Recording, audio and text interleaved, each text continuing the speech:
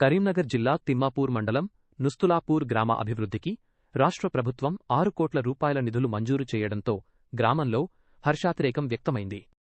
ఈ సందర్భంగా మాజీ వైస్ సర్పంచ్ తుమ్మనపల్లి శ్రీనివాసరావు, కాంగ్రెస్ పార్టీ మండల అధ్యక్షుడు రమేష్, నుస్తులాపూర్ సహకార సంఘం చైర్మన్ మొరపల్లి రమణారెడ్డి ఆధ్వర్యంలో ముఖ్యమంత్రి రేవంత్ రెడ్డి, రాష్ట్ర మంత్రి తుమ్మల నాగేశ్వరరావు, మానకొండూర్ ఎమ్మెల్యే డాక్టర్ కవ్వంపల్లి సత్యనారాయణ చిత్రపటాలకు పాలాభిషేకం.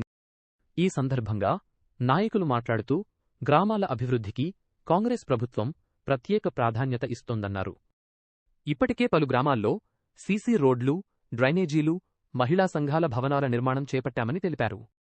నుస్తులాపూర్ గ్రామానికి మంజూరైన 6 కోట్ల రూపాయల నిధులతో సీసీ రోడ్లు, డ్రైనేజీ నిర్మాణ పనులను పూర్తి చేసి గ్రామంలో మౌలిక సదుపాయాలను మరింత మెరుగుపరుస్తామని తెలిపారు. గ్రామాభివృద్ధికి ప్రభుత్వం కట్టుబడి ఉందని పేర్కొన్నారు. 6 కోట్ల రూపాయలు శాంక్షన్ చేసిన సందర్భంగా వారికి పేరున ధన్యవాదాలు.